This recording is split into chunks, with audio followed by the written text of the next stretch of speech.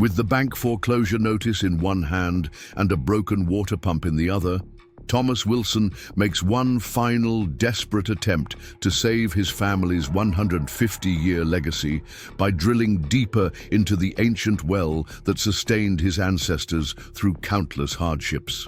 What he never expected to find 30 feet below the cracked earth was not water, but a sealed chamber containing Confederate gold coins, encrypted military documents, and evidence of a Civil War conspiracy that could rewrite the history of Cedar Valley and expose the darkest secrets of the Blackwood family who've been trying to buy his land for generations. As Civil War historian Dr. Emily Parker helps authenticate this extraordinary discovery, Tom finds himself caught in an impossible choice between immediate financial salvation and revealing historical truths that would shatter his community's most cherished narratives, but might cost him the very farm he's fighting to save. Before we jump back in, tell us where you're tuning in from. And if this story touches you, make sure you're subscribed, because tomorrow I've saved something extra special for you. The relentless drought had transformed Willow Creek Farm into a desolate landscape that more resembled an abandoned quarry than the vibrant agricultural operation it had once been. The irrigation channels that Thomas Wilson's great-grandfather had painstakingly dug by hand lay empty, their beds cracked and dusty under the merciless summer sun that had baked Mapleton County for the past 5 months. Tom stood at the edge of his eastern cornfield, boots sinking into soil that had once been rich and giving, but now crumbled like ash beneath his weight.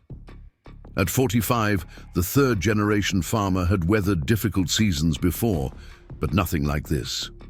His weathered face, tanned by decades working outdoors, had settled into lines of constant worry. His broad shoulders, built through years of physical labor, now slumped under the weight of impending failure. "It's not looking good, Duke," he said to the border collie at his side. The dog whined softly, pressing against his leg as they walked toward the ancient stone well that had been the farm's primary water source since 1865, when his great-grandfather Jeremiah Wilson had claimed this land after returning from the Civil War. The Willow Creek Farm had survived the Great Depression, weathered the farm crisis of the 1980s, and adapted to the modern agricultural marketplace. But this unprecedented drought, combined with 3 consecutive years of falling corn prices, had pushed Tom's operation to the brink of collapse. Tom lifted the weathered wooden cover off the well and dropped a weighted line into its depths. The sound of the weight hitting bottom came far sooner than it should have. He pulled the line back up, noting the barely damp end with a grimace. "Damn near dry as a bone," he muttered to himself. The county inspector's report had arrived yesterday, condemning the well as depleted beyond reasonable recovery and recommending Tom connect to the municipal water system, a $60,000 expense he couldn't begin to afford with the bank already threatening foreclosure. 180 acres of corn and hay had withered under the relentless heat, reducing his projected income to barely 15% of normal. His only working tractor needed repairs he'd been putting off for months, and the property taxes were already 45 days past due. Tom squinted toward the 2-story white farmhouse where generations of Wilsons had been born and raised. The paint was peeling, the roof missing shingles in several spots. His wife Mary had planted hydrangeas along the front walk before cancer took her 3 years ago. They had died within weeks of the drought's onset, as if in final sympathy with the woman who had tended them so lovingly. The sound of tires on gravel announced a visitor. Tom turned to see a cloud of dust trailing behind a silver sedan bearing the logo of Riverdale Agricultural Bank. Sarah Jenkins had been the regional loan officer for Riverdale for nearly 10 years. She knew every farmer in the county by name and could recite their crop rotations and equipment inventory from memory. Her father had been a farmer himself before losing his land during the 1980s farm crisis. giving her a deeper understanding of agricultural struggles than most bankers. Today, her normally friendly expression was replaced with professional detachment as she approached Tom. She greeted him with a tight nod. "I wish this was just a social call, Tom." "Final notice?" he asked, though he already knew the answer. She handed him an envelope. 90 days, Tom. That's all the extension I could get you. Michael's breathing down my neck about non-performing loans in the region. He took the envelope without opening it. "Thanks for trying, Sarah. I know you went to bat for me." She glanced at the dry well, then back to him. "Have you considered Blackwood's offer?"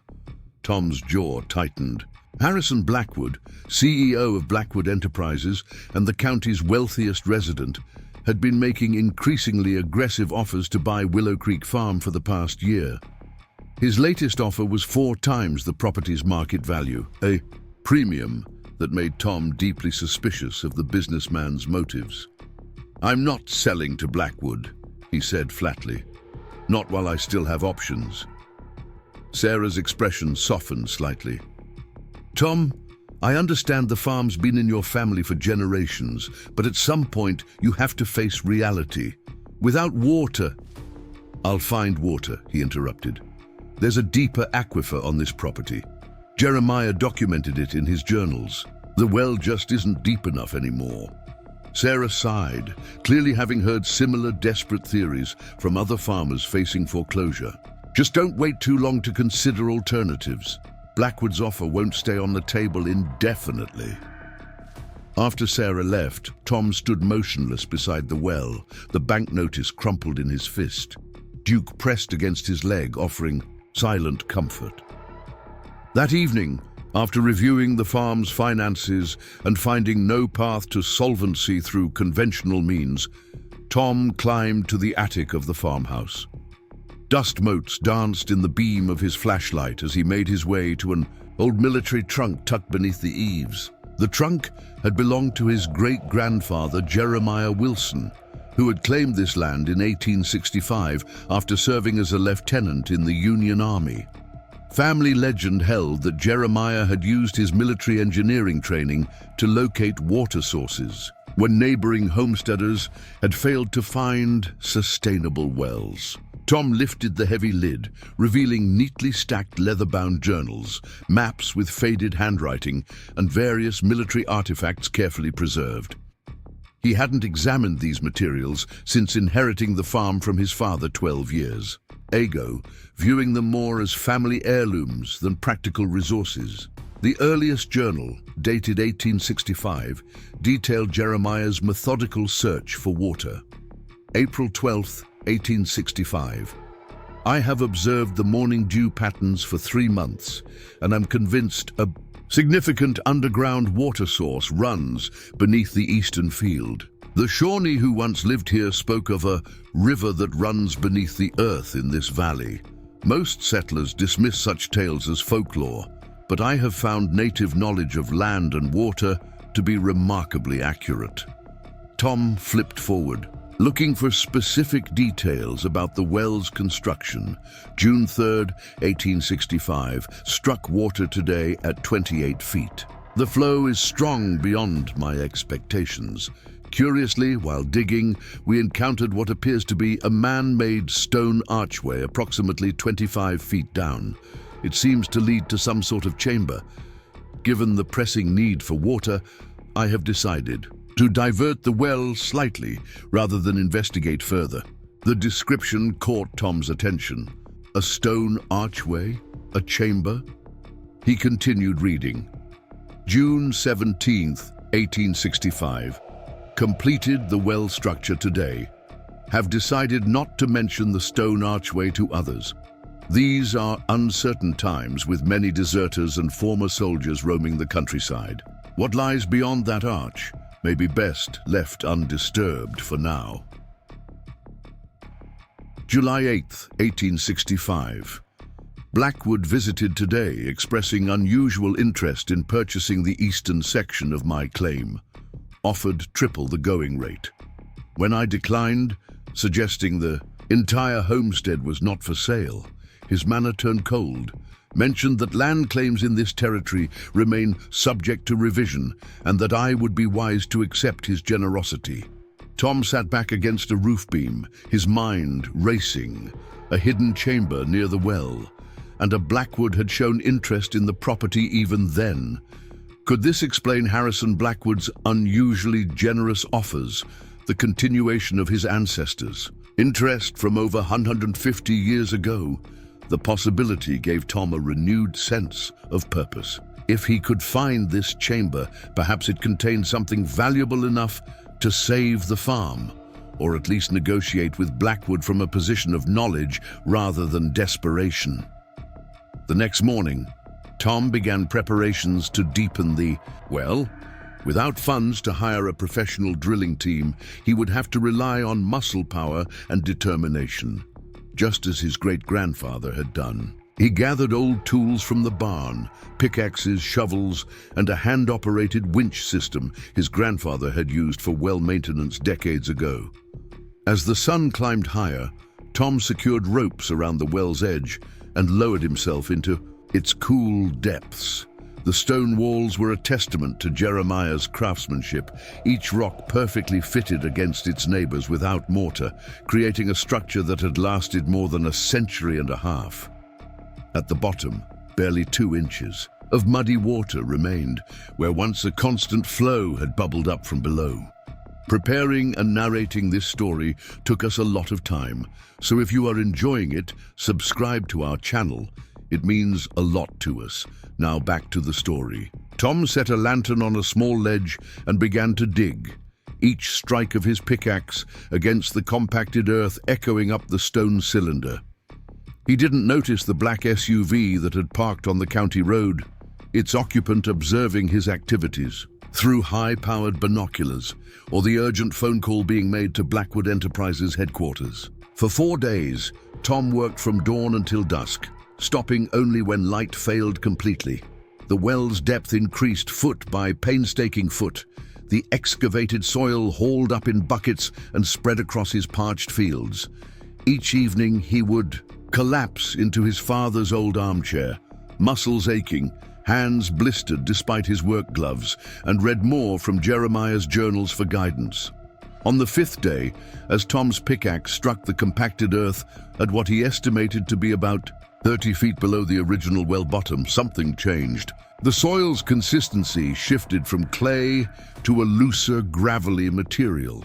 A few more strikes, and his tool hit something solid with a distinctive sound. Not the dull thud of stone, but a hollow, resonant clang of metal. "What the hell?" Tom muttered, wiping sweat from his brow. He cleared away more soil, revealing what appeared to be a metal door set into the side of the well shaft.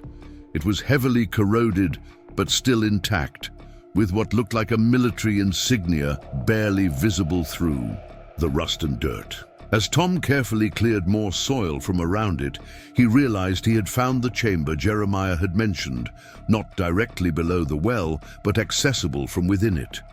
The door was secured with an ancient padlock, long since frozen with corrosion.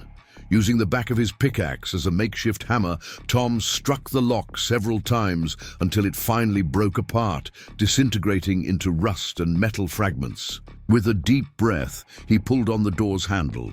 It resisted at first, then gave way with a groan of metal that hadn't moved in more than a century.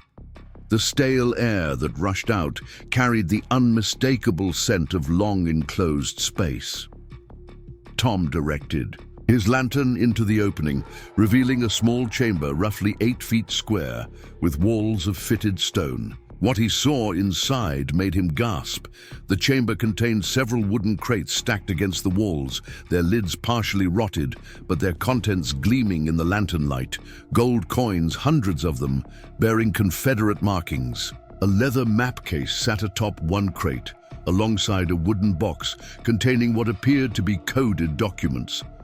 Military equipment hung on wall hooks, a Union officer's sword, pistols still in their holsters, and what looked like signal equipment. Using his phone, Tom recorded video of the discovery, narrating the date, time, and approximate depth of the find. His voice echoed strangely in the underground chamber as he documented what appeared to be a perfectly preserved Civil War cache. "Duke," he called up to the dog who had remained a faithful sentinel at the well's edge. "We found something a hell of a lot more valuable than water, boy."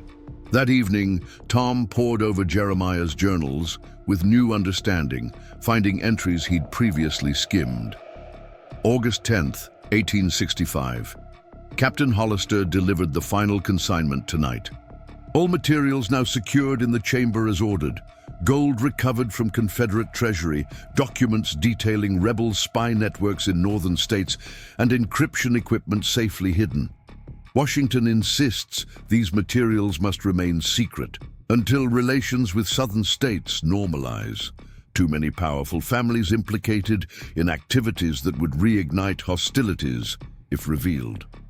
September 5th, 1865. Disturbing visit from Sheriff Miller today. Claims there have been reports of unusual activities on my property. All complaints originated from Blackwood Holdings. Demanded to inspect the well area. I showed him only the surface structures. He seemed disappointed to find nothing amiss. The chamber remains secure. October 23rd, 1865. Received official notice that new county regulations prohibit wells deeper than 30 feet, citing groundwater conservation concerns. The regulation is signed by Judge Hamilton, Blackwood's brother-in-law. The timing and specificity of this rule cannot be coincidence. December 12, 1865. Made a troubling discovery today while in town for supplies. Overheard conversation between Blackwood and unknown military men discussing missing Confederate treasury and documents that must remain buried. When they noticed my presence, conversation ceased abruptly. I am now convinced our chamber contains evidence more damaging to certain Southern sympathizers than I initially understood. Tom leaned back in his chair, pieces falling into place. His great-grandfather hadn't just happened to dig a well that intersected with a random chamber. Jeremiah had been intentionally hiding something of significant historical value. The chamber was a deliberately constructed vault for contested Civil War assets, and the Blackwoods had been trying to get their hands on it for generations. But why hadn't Jeremiah ever revealed the chamber's contents? And why had the Blackwoods shown such persistent interest in this specific property over such a long period? Sleep eluded Tom that night as he considered his options. By law, he should report the historical discovery, notify the proper authorities, and proceed through official channels. But doing so would immediately alert the Blackwoods, who now controlled most of the county's historical societies and had significant influence over local government. Given what appeared to be their family's historical interest in suppressing whatever was in the chamber, he didn't trust the process to be fair. The next morning, Tom made a decision. Before going public with his discovery, he needed expert confirmation and documentation that couldn't be easily dismissed or buried in bureaucracy. He needed someone knowledgeable about Civil War history, but not connected to local interests.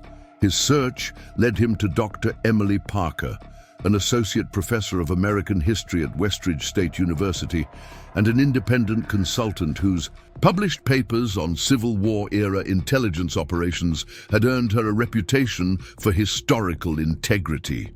Her work frequently challenged commonly accepted narratives about the conflict, making her the perfect ally for his situation. Tom composed a careful email, including some of his video documentation, but withholding specific location details. He requested a confidential consultation, offering to pay her standard fee despite his financial situation. To his surprise, Dr. Parker responded within hours. "Mr. Wilson, your discovery appears extraordinarily significant based on the limited footage provided.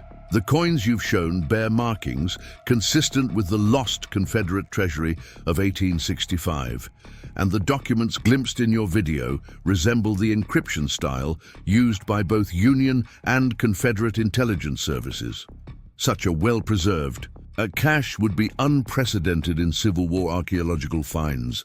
I'm intrigued professionally and happen to be in your region for a conference this week. I can make time for a site visit tomorrow if that suits, and please don't worry about the fee.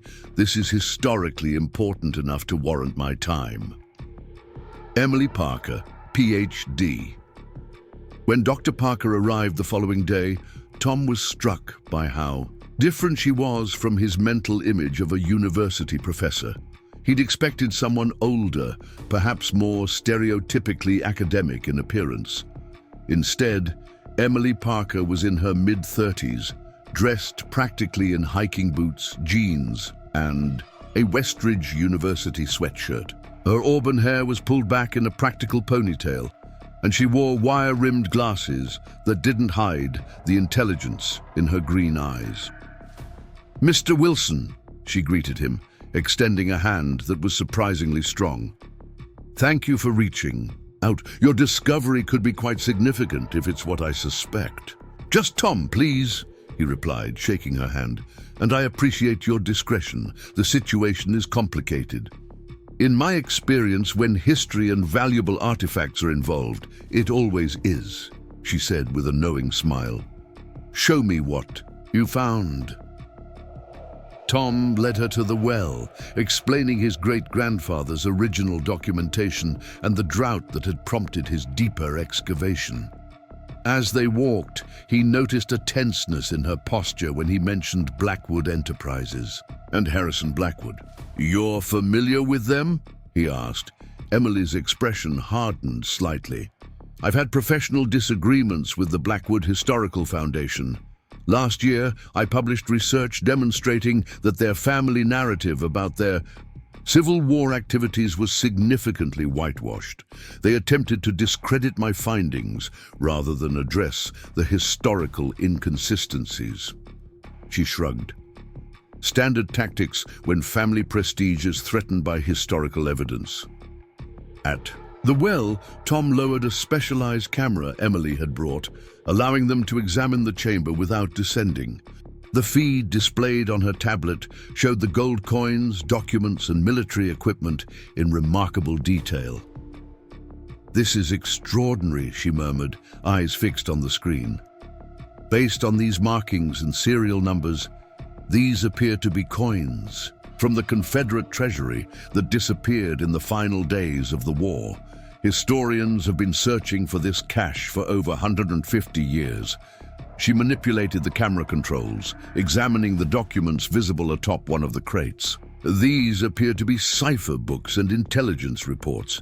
The coding style is consistent with high-level Union intelligence operations." She glanced up at Tom. "Do you understand what this means?" He nodded slowly. "That's why I needed expert confirmation before going public. The Blackwoods have been trying to buy this land for years. Now I know why." Emily manipulated the camera controls, examining the surrounding chamber more carefully. "This isn't just a random hiding place. The construction methods indicate this was built specifically as a secure vault. Your great-grandfather didn't just happen upon this. He was almost certainly involved in its creation." She tapped some notes into her tablet. "Based on what I can see, this collection could be worth millions simply in terms of historical artifacts. The gold alone, at current market rates, would be worth several $100,000, but the historical significance is priceless." The figure was so large it seemed abstract to Tom, impossible to reconcile with his immediate reality of overdue bills and foreclosure notices. "What's the next step?" he asked, his voice steadier than he felt. "Legally, you should report this to the State Historical Society," Emily said. "This kind of find falls under cultural heritage protection laws." She hesitated. "But given what you've told me about the Blackwoods and their local influence, that might alert them before you're properly protected." Tom appreciated her understanding of the delicate situation. "What would you recommend?" We need more documentation and historical context, Emily said, tucking her tablet into her backpack. I have equipment in my car that can help us properly catalogue everything without disturbing the artifacts. With solid documentation that can't be easily suppressed, you'll be in a stronger position to protect both the discovery and your interests.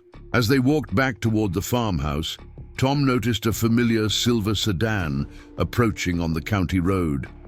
Sarah Jenkins from the bank, making an unexpected visit. "We have company," he said quietly to Emily. "The bank loan officer. Not necessarily a Blackwood ally, but definitely someone who would report unusual activity." Emily nodded. "I'll follow your lead." Sarah parked beside Emily's university-logoed SUV, her expression curious as she approached Tom. "I was in the area and thought I'd check in." Her gaze shifted to Emily. "I didn't realize you had company." "Dr. Emily Parker," Tom introduced, deciding that partial truth was safest. "She's a historical consultant, helping me evaluate some family artifacts I found while working on the well situation." Emily smoothly extended her hand. "Mr. Wilson's family history is particularly interesting from a post-Civil War settlement perspective. We're seeing renewed academic interest in how military engineers applied their skills to agricultural development after the conflict." Sarah seemed to accept this explanation, though her eyes lingered on Emily's equipment cases, visible in her SUV. "That's forward-thinking, Tom, but I should remind you that the foreclosure timeline remains unchanged unless substantial payment is made." "I understand," Tom replied. "I'm exploring all options." After Sarah left, Emily raised an eyebrow. "Historical consultant?" Tom shrugged. "Not entirely a lie. We are dealing with history after all." She laughed, the sound surprisingly warm in the tense atmosphere. "Fair enough. But that visit wasn't coincidental. Someone's watching your property, Tom. We need to work quickly." Unknown to either of them, Sarah Jenkins was already on the phone as she drove away, but not to Riverdale Agricultural Bank. Her call was to a private number used by Harrison Blackwood. "He has someone from the university with him," she reported. "Claims she's a historical consultant, but the vehicle has Department of History markings. He's been working on the well for days." On the other end of the line, Harrison Blackwood's voice remained calm, despite the implications. "You've done well, Sarah. Continue as we discussed. The foreclosure must proceed regardless of any developments." "And my brother's medical bills?" she asked, tension evident in her voice. "Will be covered as agreed upon successful acquisition of the Wilson property," Blackwood confirmed. "Your family's healthcare troubles will disappear, provided you continue to be useful." As he ended the call, Blackwood turned to the elderly man seated across from him in the wood-paneled office of Blackwood Enterprises headquarters.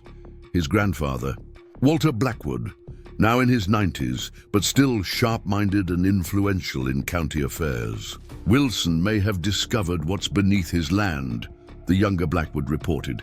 "He's brought in outside expertise, an academic historian."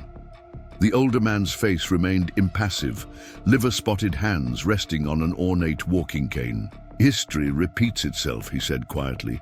"My grandfather faced the same problem with Jeremiah Wilson. The old soldier was stubborn, refused to sell despite the pressure we applied." "Times have changed," his grandson assured him. "We control the historical societies now, the banking systems. Wilson is already drowning in debt. One way or another, that land will finally become Blackwood property." The elder Blackwood nodded slowly. "See that it does. Those documents have been a sword hanging over our family for 5 generations. I won't go to my grave with them still in Wilson hands." Back at Willow Creek Farm, as the sun began to set, Emily and Tom examined the first batch of historical documents they had carefully photographed from the chamber. Using specialized equipment Emily had brought, they created high-resolution images of coins, military orders, and coded messages without removing anything from its resting place. "These are extraordinary," Emily said, looking up from her laptop, where she was reviewing the images. "Based on what I can see, this collection represents one of the most significant Civil War discoveries of the century." She pulled up an image of a leather-bound logbook. This appears to be an intelligence officer's field journal, documenting activities of a network of Confederate sympathizers operating in northern states during the final year of the war. The Blackwood name appears repeatedly as financial backers of sabotage operations. Tom stared at the screen, unable to fully process the historical significance. Just days ago, he'd been facing the loss of everything his family had built over generations. Now, he was examining materials that could rewrite a chapter of American history and expose the dark past of the county's most powerful family. "What do I do with this information?" he asked quietly. "The Blackwoods clearly know something is here. They've been trying to get this land for over a century." Emily considered the question carefully. "You have several options, each with different implications. You could turn everything over to federal authorities, negotiate with a major museum for preservation and display, or attempt to leverage this discovery to secure your farm's future while ensuring the historical record is preserved." She paused, studying his face. "But first, I think we need to understand exactly what happened between your great-grandfather and the Blackwoods. There may be legal implications from previous agreements or claims that could affect your options today." Tom nodded, thinking of the family journals in the attic. Jeremiah documented everything meticulously. If there were any legal maneuvers or threats, he would have recorded them. "Then that's our next step," Emily decided. "Before we make any moves that can't be undone, we need the full historical picture." She glanced at her watch. "It's getting late. I should head back to my hotel in town." "You could stay here," Tom offered, then immediately felt self-conscious. "I mean, there's plenty of room. The farmhouse has 4 bedrooms. It would give us more time to go through Jeremiah's journals." Emily hesitated, then nodded. "That makes practical sense. Let me get my overnight bag from the car." As darkness settled over Willow Creek Farm, neither Tom nor Emily noticed the drone hovering at the edge of visual range, its high-resolution camera capturing their movements, or the 2 men in a Blackwood Enterprises security vehicle parked a half-mile down the county road, monitoring their activities and preparing for what would become a direct confrontation with history itself. The attic of the Wilson farmhouse had become an impromptu research center, with Jeremiah's journals arranged chronologically on a weathered oak table Tom had carried up from the dining room. Dusty banker's boxes containing family correspondence and legal documents from the past century formed precarious towers around them. Emily sat cross-legged on an old quilt, glasses perched on her nose as she carefully turned the brittle pages of Jeremiah's 1866 journal. Tom sorted through a box of correspondence, scanning for any mention of the Blackwood family or references to the underground chamber. "Listen to this," Emily said, excitement evident in her voice.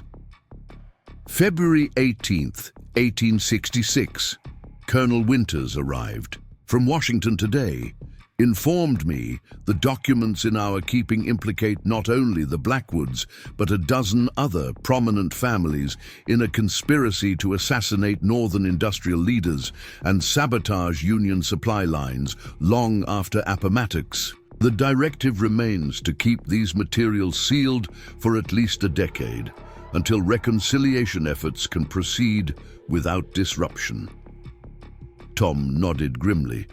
"It matches what I've found in these letters.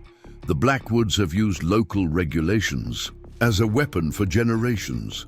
Here's one from the county surveyor in 1868, suddenly claiming a boundary dispute on our eastern property line, the exact location of the well.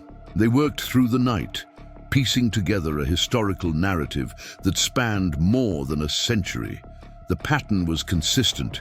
Each generation of Blackwoods had attempted to acquire the Wilson property through increasingly sophisticated means, from outright intimidation in Jeremiah's time to complex financial and regulatory pressure in recent decades. As dawn light filtered through the dusty attic windows, Tom carefully unfolded a yellow document he'd found tucked into the binding of the 1870 journal. "Emily," he said softly, "I think this is what we've been looking for." She moved to his side, their shoulders touching as they examined the document together.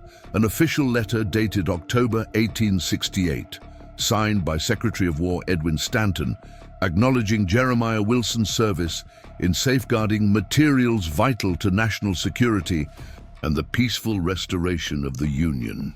"This is an official federal certification," Emily said, her finger tracing the War Department seal. "Jeremiah must have requested this to create an official record and protection. Look at the notation here. The underground repository on Wilson property is hereby designated a secure federal asset containing evidence related to treasonous activities. No local or state authority may interfere with this designation without express authorization from the Department of War." Tom stared at the letter, its implications sinking in. "So this is why they've been so determined to get my property.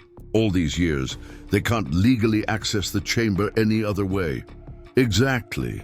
This is essentially a 19th century national security classification," Emily explained. "The chamber and its contents were placed under federal protection, superseding local jurisdiction. The only way to circumvent this designation would be to own the land outright and quietly destroy the evidence before federal authorities could intervene. But that doesn't explain why they didn't just break in and steal everything at some point over the last 150 years, Tom said, puzzled. "The chamber isn't exactly Fort Knox." Emily turned back to the 1869 journal, scanning the entries until she found what she was looking for. "Here, March 4th, 1869, have completed the additional security measures as instructed by Captain Hollister. The inventory of the chamber's contents is now deposited with 3 separate federal offices under seal. Any tampering or theft would immediately trigger an investigation. The Blackwoods may rage, but they dare not act directly against federal authorities so soon after their Confederate sympathies have already drawn suspicion." She looked up at Tom, eyes bright with discovery. "Your great-grandfather was clever. He created a dead man's switch. If the contents disappeared, multiple federal offices would be notified to investigate, which would reveal exactly what the Blackwoods were trying to hide." "And that protection would still hold today?" Tom asked. "Possibly, though bureaucracies change over time. We'd need to trace which modern federal departments would have inherited those records." Emily studied the letter again. "But this document alone provides significant legal protection for your discovery. It establishes federal interest that would supersede any local claims the Blackwoods might make." Tom retrieved the property documents from his father's desk in the study.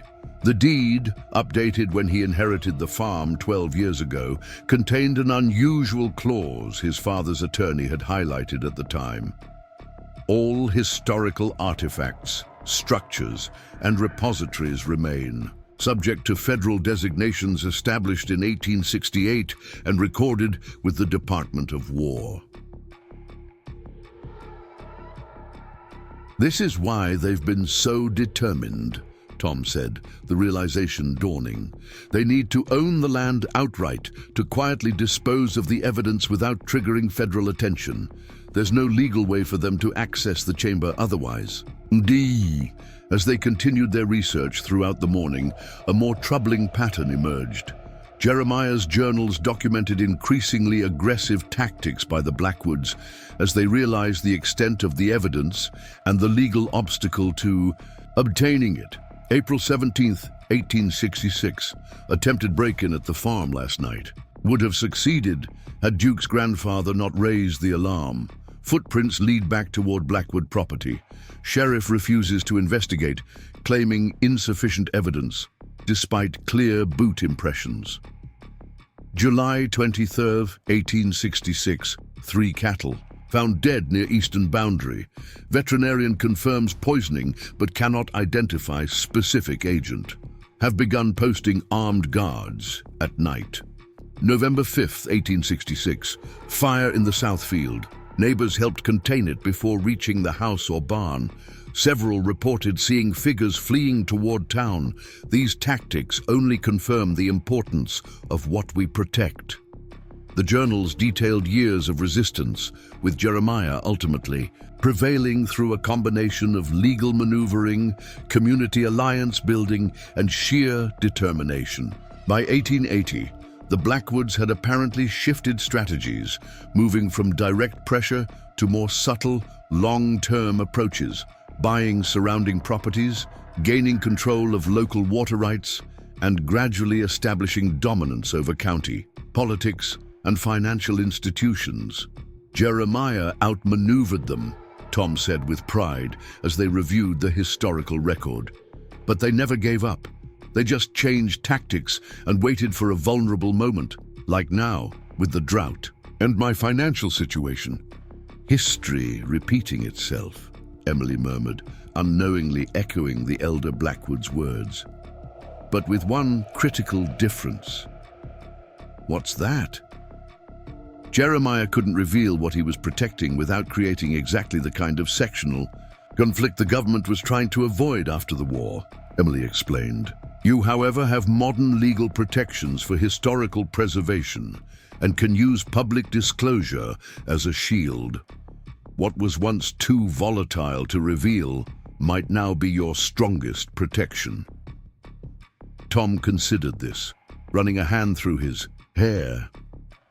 So you think I should go public with everything?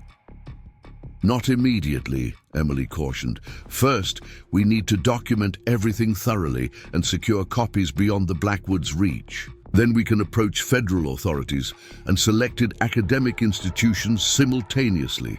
Creating multiple stakeholders would make it much harder for anyone to suppress this discovery. Her analytical approach reminded Tom of his great-grandfather's methodical planning. How much time do we need to properly document everything? At least 2 days of intensive work. She glanced at her watch. It's already past noon. We should focus on the most historically significant documents first, then move to the gold and artifacts. They spent the afternoon cataloging and photographing the contents of the chamber, working systematically to create a comprehensive digital archive. Emily's expertise allowed her to quickly identify the most historically significant documents, while Tom's practical knowledge of the property helped them work efficiently, despite the challenging conditions of the deep well shaft.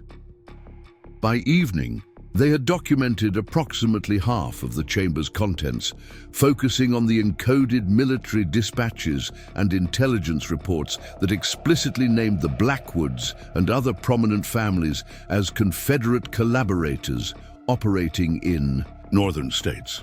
These documents alone would rewrite several chapters of Civil War history, Emily said, as they reviewed the day's work on her laptop. They provide concrete evidence of a coordinated network of saboteurs and spies operating well after the official surrender, funded by families who publicly claimed Union loyalty while privately undermining Reconstruction efforts. Tom stared at the screen, still struggling to fully grasp the historical significance. And the Blackwoods were at the center of it? Emily nodded, pulling up a particular image. According to this report, Josiah Blackwood, presumably Harrison's great-great-grandfather, financed operations to derail military supply trains and sabotage northern factories as late as 1866, a full year after Appomattox. He's explicitly named as the paymaster for a network of operatives working in 5 northern states. No wonder they've been trying to get this land for generations, Tom murmured. It's not just about protecting their reputation, Emily added. Some of the activities documented here would have been considered treason. Property seizures and criminal proceedings would have followed if these documents had been made public. In the 1860s, even today, the revelation would significantly damage the historical narrative the Blackwoods have constructed about their family's patriotism and contributions to American prosperity. The sound of tires on gravel interrupted their conversation. Tom moved to the window, tension evident in his posture as he saw 2 vehicles approaching, a Mapleton County Sheriff's Department cruiser and a black Blackwood Enterprises SUV. "We have company," he said grimly. "The sheriff and what looks like Blackwood security." Emily quickly began copying files to a secure cloud storage account. "How much time do we have?" "Minutes at most." Tom grabbed the most critical original documents they had removed from the chamber. "We need to secure these immediately." "Where?" Tom led her to a hidden compartment in the floor of the master bedroom, concealed beneath an antique rug. "My grandfather built this during Prohibition. It hasn't been opened in decades." He lifted the floor panel, revealing a small, dry space large enough to hold the document case. "No one knows about this except family." They secured the documents. Just as a firm knock sounded at the front door, Duke began barking, the sound echoing through the old farmhouse as Tom and Emily descended the stairs, composing themselves to face what was clearly the first direct confrontation in this new chapter of the Wilson-Blackwood conflict. Sheriff Bill Reynolds stood on the porch, his expression uncomfortable as Harrison Blackwood waited behind him, impeccably dressed in an expensive suit despite the rural surroundings, his face a mask of professional concern. "Tom," the sheriff greeted him awkwardly, "got a report of some unauthorized excavation work happening on your property. Ordinarily wouldn't bother with such things, but Mr. Blackwood here has expressed concerns about potential damage to the aquifer that feeds surrounding properties." Tom's face remained impassive, years of poker games at the local farmers' co-op serving him well. "Just working on my well, Bill. Droughts hit us all hard."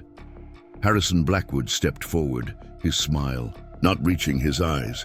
"We're all sympathetic to the challenges this drought has created, Mr. Wilson, but unauthorized drilling could affect groundwater quality for everyone in the valley. I'm sure you understand our concern." "I'm not drilling," Tom replied evenly. "Just cleaning and deepening the existing well my great-grandfather dug, well within my property rights." The sheriff shifted uncomfortably. "There's also been mention of possible historical artifacts being removed without proper permits. State regulations require notification if items over 100 years old are discovered." Emily stepped forward, her professional demeanor unmistakable. "Dr. Emily Parker, Department of History, Westridge State University. I'm consulting with Mr. Wilson on his family's historical documentation, journals and letters primarily. Nothing has been excavated requiring state notification." Her confident tone seemed to momentarily throw Blackwood off balance. "I wasn't aware the Wilson family kept archives of historical significance," he said, studying her with new intensity. "Many farming families documented their experiences meticulously," Emily replied smoothly. "It's a tremendous resource for understanding post-Civil War agricultural development." The sheriff appeared relieved at this seemingly innocuous explanation. "Well, that sounds perfectly legitimate. Still, Tom, you might want to check with the county water commissioner before doing any major work on that well, just to cover your bases." "I'll do that, Bill," Tom assured him, though they both knew the water commissioner was Harrison Blackwood's first cousin. Blackwood wasn't so easily deterred. "While I'm here, Mr. Wilson, I'd like to renew my offer on your property. Given the continuing drought and your financial challenges, I'm prepared to increase my previous offer by another 15%. That would be nearly 5 times market value. Tom met his gaze steadily. The farm's not for sale, Mr. Blackwood. Not at any price. Something flickered in Blackwood's eyes, anger perhaps, or frustration carefully controlled. Everyone has a price, Mr. Wilson. It's just a matter of finding it. He glanced toward the well visible in the distance, and recognizing when holding on to the past becomes more costly than letting go. The threat was thinly veiled but unmistakable. Tom maintained his composure, though he felt a cold anger building. My family's been finding water on this land for 150 years. We'll manage. After the visitors departed, Tom watched their vehicles disappear down the long driveway, dust trailing behind them in the evening light. That was just the opening move, he said quietly. Emily nodded, already typing rapidly on her laptop. I'm contacting colleagues at the National Archives and the Smithsonian. We need institutional allies with federal authority before the Blackwoods can mobilize local resources against us. Tom turned to her, impressed by her quick strategic thinking. You've dealt with situations like this before? Historical preservation often involves powerful interests who'd prefer certain narratives remain unchallenged, she replied without looking up from her screen. Though I admit, Civil War conspiracies and hidden gold raise the stakes considerably. A message pinged on her laptop, a response already from her contact at the Smithsonian. That was fast, Tom observed. Emily smiled, the first genuine one he'd seen since the confrontation. I mentioned potentially significant Confederate Treasury gold and previously unknown Civil War intelligence documents. In academic circles, that's equivalent to yelling fire in a crowded theater. She turned the screen so he could read the response. Securing federal interest documentation now. Don't disturb site further. 2 specialists departing Washington tomorrow morning. Maintain complete secrecy until arrival. So we have potential allies coming, Tom said, feeling cautiously optimistic for the first time in days. Yes, but the Blackwoods won't sit idle, Emily cautioned. That visit was reconnaissance. Now that they know I'm involved and suspect, we found something. They'll escalate quickly. What's our next move? Continue documentation through the night, she decided. Focus on establishing the continuous chain of federal interest in the chamber, and we need to secure the well itself. How confident are you that no one can access the chamber without coming through your property? Tom considered this. The chamber appears to be built directly into the eastern side of the well shaft, about 30 feet down. The only access would be through the well itself. Then we need to secure it, discreetly, without obvious barriers that would draw attention. Tom nodded, already planning. I have motion-activated game cameras we can set up, and Duke is a better alarm system than anything electronic. Oh, they worked through the night, taking turns documenting materials and monitoring the property. By dawn, they had created comprehensive digital records of approximately 70% of the chamber's contents, including all the most historically significant documents and a detailed inventory of the Confederate gold coins. Emily had sent secure copies to trusted colleagues at 3 different institutions, creating a distributed record that couldn't be easily suppressed or destroyed. Tom had secured the well area with cameras and improvised alarms that would alert them to any approach. As the sun rose over Willow Creek Farm, they took a brief break for coffee on the porch, both exhausted but energized by the progress they'd made. The Smithsonian representatives should arrive by late afternoon, Emily said, cradling her mug in both hands. Once they verify the discovery and establish federal jurisdiction, the Blackwoods will have a much harder time interfering. Tom nodded, watching the morning light spread across his fields. Despite their withered condition, he felt a renewed connection to the land, not just as a farmer struggling to survive a drought, but as the inheritor of a legacy that ran far deeper than agriculture. His great-grandfather hadn't just established a farm. He'd created a fortress protecting historical truth against those who would bury it for personal gain. "What happens after the federal authorities secure the site?" he asked. "To the farm, I mean." Emily considered this. "That largely depends on you. The gold alone would more than solve your immediate financial problems. As for the land itself, there are several possibilities.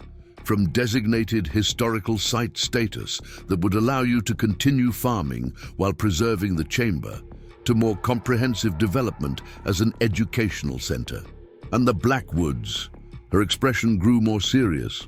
"Historically speaking, when powerful families face this kind of revelation, they typically try one of three strategies: discredit the evidence, contextualize it as complicated times, requiring difficult choices, or distance the current generation from the actions of their ancestors." She took another sip of coffee. "But first, they'll try to prevent the revelation entirely. The next 24 hours are critical. If we can get federal authorities here and establish official jurisdiction over the chamber before the Blackwoods can intervene, the truth will become much harder to suppress." Unknown to Tom and Emily, Harrison Blackwood was already implementing a multi-pronged strategy to regain control of the situation. In the wood-paneled conference room of Blackwood Enterprises, he addressed his hastily assembled team: the company's head of security, their chief legal counsel, and Michael Thompson from Riverdale Agricultural Bank. "The situation at the Wilson farm has become complicated," Blackwood stated, pacing at the head of the table. "Dr. Parker's involvement changes our timeline. As a recognized historian with national connections, she represents a significant obstacle to our acquisition plans." "We still have the foreclosure proceeding in 90 days, Michael Thompson pointed out. "Wilson can't possibly generate enough income from that drought-stricken property to meet his obligations." Blackwood nodded. "The financial pressure remains our most legitimate avenue, but 90 days is too long. Dr. Parker has likely already contacted federal authorities or academic institutions. We need to secure that property within the next 48 hours. The legal counsel, Eleanor Winters, a sharp-featured woman in her 50s who had represented Blackwood interests for decades, cleared her throat. "I've been reviewing our options. There's a county ordinance from 1952 that allows for emergency seizure of private property when unauthorized excavation threatens the water table. It's never been invoked, but technically it remains on the books." "Can we use that?" Blackwood asked. Interest peaked. "Possibly. It requires the county water commissioner to declare an emergency, followed by sheriff's department enforcement." She smiled thinly. "Fortunately, both are amenable to the proper incentives." "Make it happen," Blackwood ordered. "Draft the emergency declaration immediately. I want it ready for my cousin's signature by this afternoon."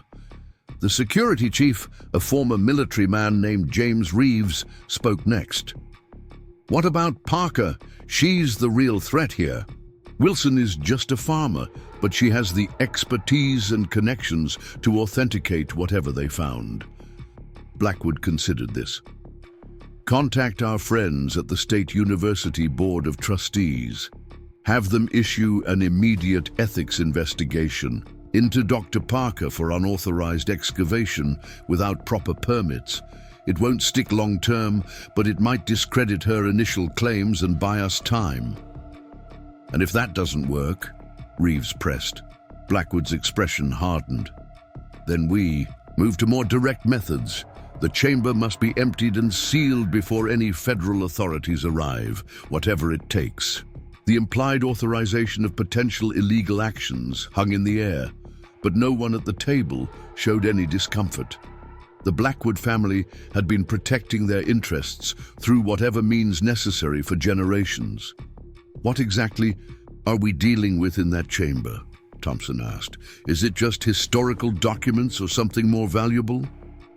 For the first time, Blackwood hesitated. My grandfather believes it contains Confederate gold and military intelligence documents that would implicate our family in certain controversial activities during the post-war period. How controversial? Eleanor Winters asked, immediately assessing potential legal exposure. Controversial enough that even after 150 years, public revelation would damage both our historical reputation and potentially create grounds for challenging the original land acquisitions that form the basis of our family's wealth. Blackwood's tone made it clear this was not a hypothetical concern. The original Josiah Blackwood's activities during that period were necessary for our family's survival, but would be judged harshly by modern standards. Understanding dawned on their faces.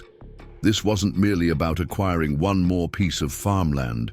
It was about protecting the very foundation of the Blackwood empire. I'll have the emergency declaration ready within 2 hours, Winters promised, gathering her papers. And I'll have a team prepared to secure the well site tonight if necessary, Reeves added. Blackwood nodded, satisfied. Remember, our primary goal is securing the contents of that chamber. The farm itself is secondary. Whatever Wilson has found must disappear completely. Back at Willow Creek Farm, Tom and Emily were finalizing their documentation of the chamber's contents. They had worked systematically through the morning, cataloging and photographing each item with meticulous care. That's the last of the coded dispatches, Emily said, closing a leather portfolio. The encryption appears to be a modified Visionaire cipher, consistent with Union intelligence methods from late 1864 through 1865. Tom secured the portfolio in their growing collection of documented artifacts. How much more remains? Just the military equipment and a few personal effects that appear to have belonged to the Union officers managing this operation. She checked her watch. The Smithsonian representatives should be landing at the regional airport in about 3 hours. If we can complete the inventory before they arrive, they can begin formal authentication immediately. Tom nodded, but his expression remained troubled. The Blackwoods won't just give up. That visit last night was too calculated. They're planning something. I agree, Emily said, her academic demeanor giving way to practical concern. We should assume they're mobilizing whatever local influence they have. The question is whether they'll try legal maneuvers first or move directly to less legitimate methods. Either way, we need to secure the most critical evidence, Tom decided. The gold coins can stay hidden. They're too heavy to move quickly anyway. But the key documents implicating the Blackwoods need additional protection. Emily considered this. I've sent digital copies to secure locations, but you're right, the originals remain vulnerable. Tom led her to his father's study, where he unlocked a hidden panel behind the bookshelf, revealing a small fireproof safe. My father kept our most important documents in here: deeds, insurance policies, family birth certificates. The combination is my mother's birthday. They carefully selected the most damning historical documents, those directly naming Josiah Blackwood as a financier of post-war sabotage operations, and the official War Department letter establishing federal protection of the chamber. These they secured in the safe, adding an additional layer of protection beyond the hidden floor compartment they had used earlier. As they finished, Duke began barking at the front of the house, the distinctive alert bark he used when vehicles approached.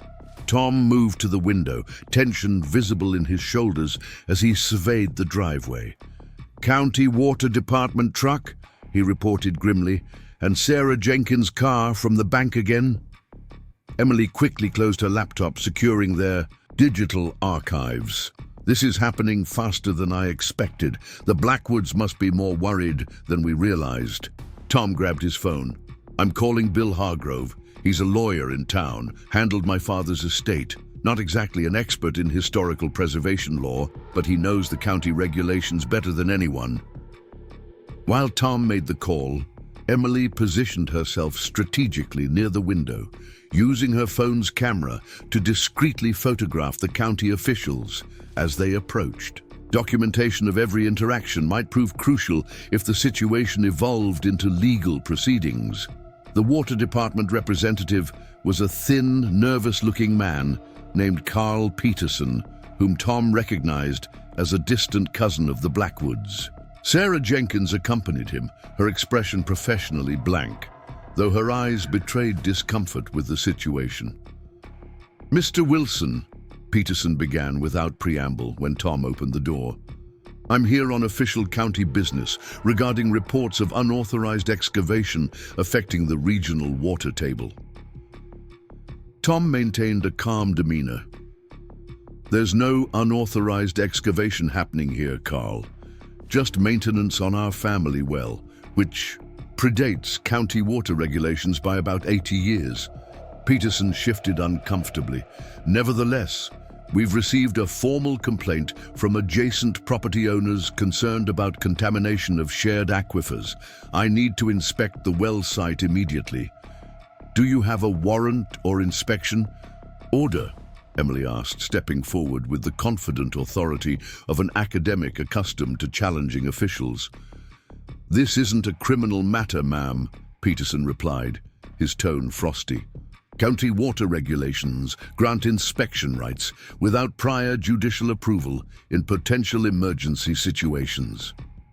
"And what exactly constitutes this emergency?" Tom pressed. "That well has been on this property for over 150 years without causing any problems." Sarah Jenkins finally spoke up. "Tom, this could affect your standing with the bank. Unresolved regulatory issues could impact the terms of any potential refinancing options." The implied threat was clear: cooperate or face accelerated foreclosure. Before Tom could respond, a dust cloud appeared on the driveway as another vehicle approached, Bill Hargrove's aging Cadillac. The attorney was in his 60s, a lifelong resident of Mapleton County who had seen the Blackwood influence grow over decades. He emerged from his car with the unhurried confidence of a man who had navigated local legal waters for 40 years. "Tom," he greeted his client before turning to the officials. "Carl, Sarah, interesting to find you both out here today. Mind if I ask what specific county regulation you're invoking for this inspection?" Peterson's discomfort visibly increased. "Ordinance 47B regarding emergency access for potential aquifer contamination." Hargrove raised his eyebrows. "Interesting choice. That ordinance requires documented evidence of chemical contaminants before emergency access can be granted. Do you have water quality testing results showing such contamination?" "Well, no, but the potential risk requires standard notice and scheduled procedures under Ordinance 22, not emergency access," Hargrove finished for him. "I'd be happy to review any documentation you have justifying this visit.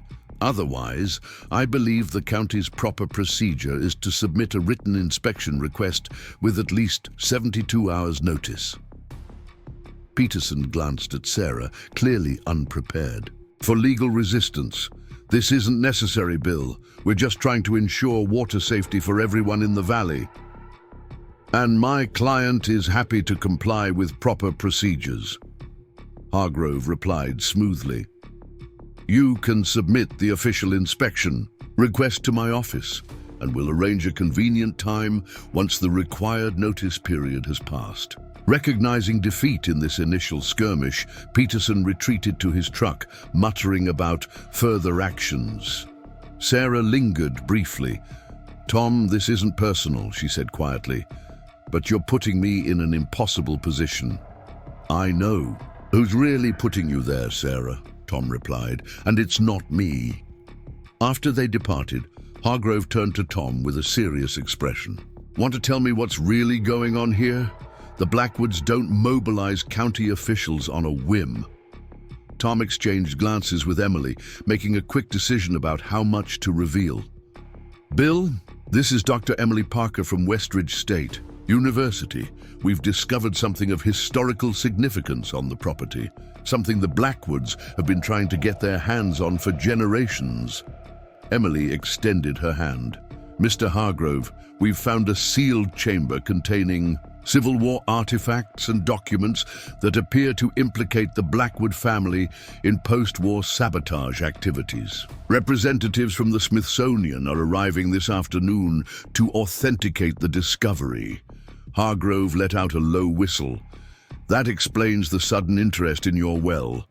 The Blackwoods don't like anything that challenges their carefully constructed family narrative. He considered for a moment. This changes the legal landscape considerably. Historical preservation laws will provide additional protection, but only once the discovery is officially authenticated. So we need to hold them off until the Smithsonian representatives arrive, Tom concluded. Exactly. And they won't stop. With one attempt. Hargrove's expression grew more serious. I know the Blackwoods better than most. Harrison's grandfather once tried to disbar me when I represented farmers challenging their water rights claims in the 1980s. They'll escalate quickly. What should we expect next? Emily asked. Given today's failure, they'll likely pursue an emergency injunction from Judge Atkins. He's been in their pocket for years. They'll claim some urgent public safety concern requiring immediate securing of the site. Hargrove checked his watch. County Courthouse closes at 5 p.m. I'll head there now to monitor any filings and be ready to respond. And if that doesn't work for them? Tom pressed. Hargrove's expression darkened. Then I wouldn't be surprised if you have nighttime visitors. The Blackwoods have always maintained a certain flexibility when it comes to protecting their interests. After Hargrove departed, Tom and Emily worked with renewed urgency to complete their documentation. The tension of impending confrontation hung over them as they photographed the remaining artifacts, carefully labeling each item and creating detailed contextual notes. We should prepare for the possibility of direct intervention, Tom said, as they finished cataloging the last of the military equipment.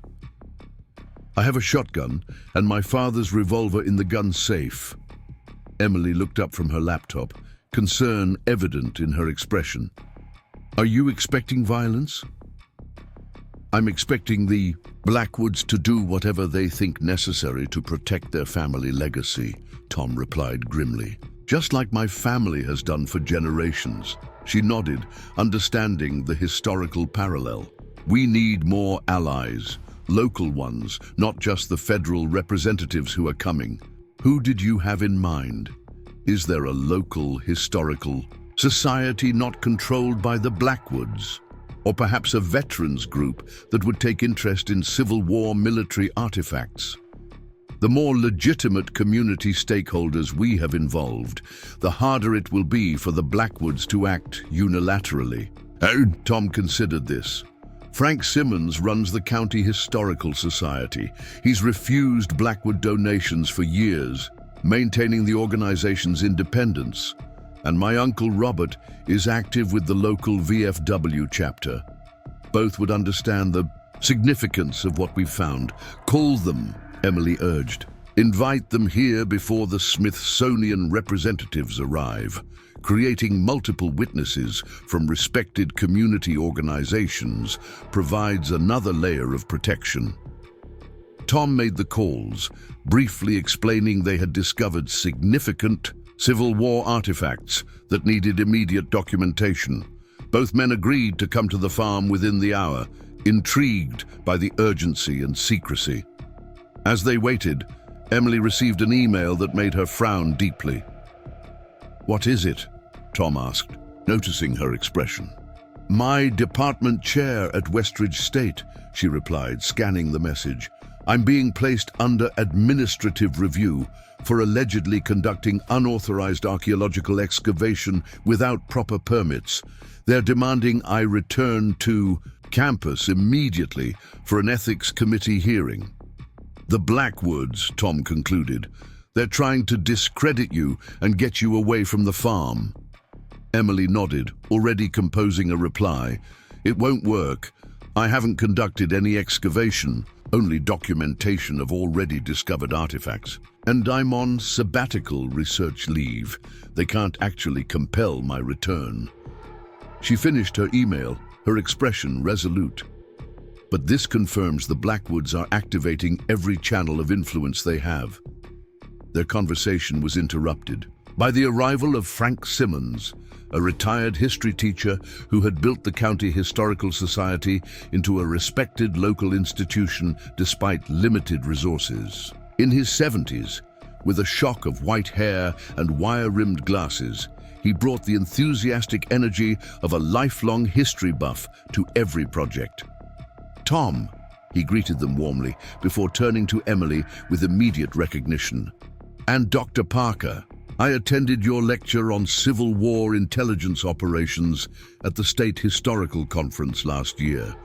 Brilliant work challenging the conventional narratives." Emily smiled, pleasantly surprised. "Mr. Simmons, I didn't realize you were familiar with my research." "Oh, indeed. Your paper on civilian intelligence networks in border states was eye-opening." He looked between them expectantly. "Now, what's this discovery that required such urgent attention?" Tom led Frank to the well, explaining the circumstances of their find, while Emily showed him selected photographs of the chamber's contents. On her tablet, the older man's expression transformed from curiosity to astonishment as he grasped the significance of what they had uncovered. "This is extraordinary," he breathed, studying images of the Confederate gold coins. "A completely intact Civil War cache preserved for over 150 years. The historical significance cannot be overstated." "And the documents?" Emily prompted. Frank studied the photographs of the coded dispatches and intelligence reports. "If these are authentic, and they certainly appear to be, they could significantly revise our understanding of post-war activities in this region." He looked up sharply. No wonder the Blackwoods are concerned. Their family narrative of patriotic Union supporters wouldn't survive these revelations. "You're not surprised by their involvement?" Tom asked. Frank gave a knowing smile. "I've been documenting this county's history for 40 years, Tom. The official Blackwood narrative has always had convenient gaps, particularly during the immediate post-war period. These documents may finally fill those gaps with something other than carefully crafted mythology." Robert Wilson arrived shortly thereafter, Tom's father's younger brother, a Vietnam veteran with the practical mindset of someone who had seen combat and understood its realities. Now in his 70s, he retained the straight posture and alert eyes of his military days. "Quite a situation you've stirred up, Tommy," he said after being briefed. "Harrison Blackwood himself called a buddy of mine on the VFW committee trying to get me intercepted before I arrived here." "What did he tell you?" Emily asked. "Some nonsense about you disturbing war graves without proper protocols." Robert shook his head. "I figured if Harrison Blackwood was that concerned about me coming out here, it was all the more reason to see for myself." The arrival of these respected community members shifted the dynamic considerably.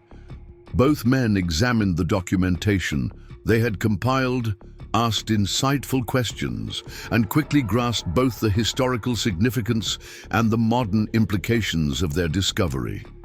"We need to establish a continuous chain of legitimate witnesses," Frank declared, his experience with historical preservation coming to the fore.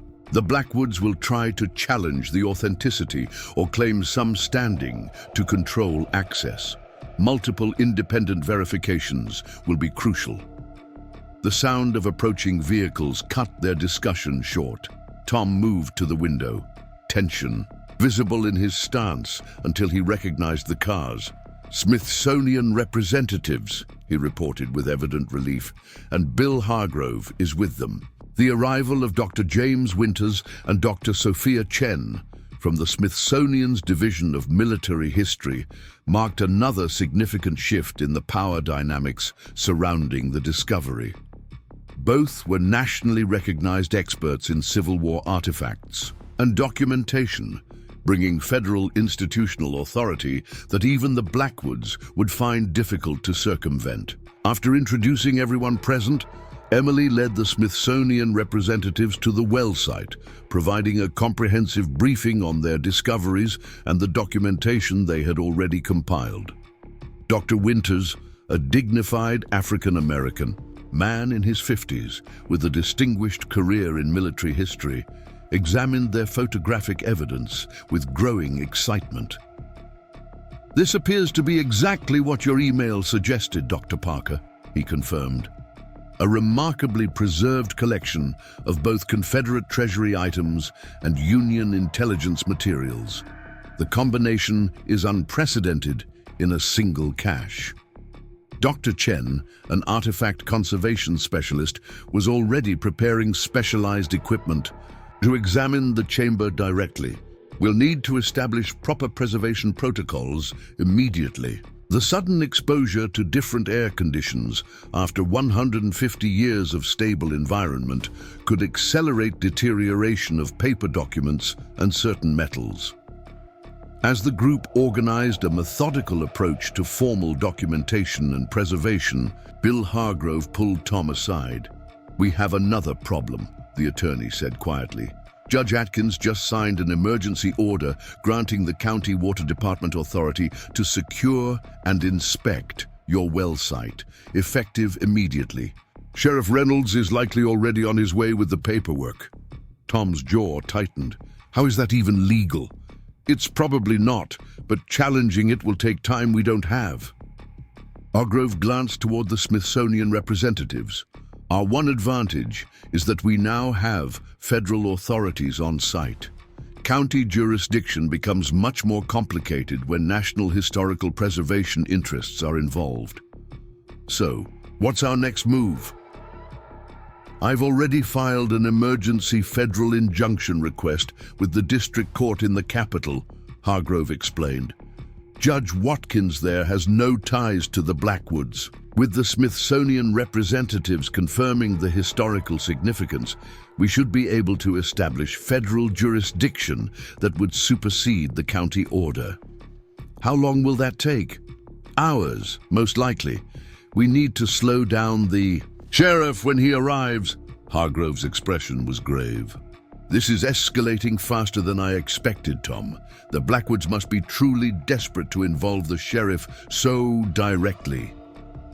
As if summoned by their conversation, the distinctive sound of approaching police vehicles reached them. Tom alerted the others, and they quickly established a strategy. "Let me handle the initial interaction," Dr. Winters offered.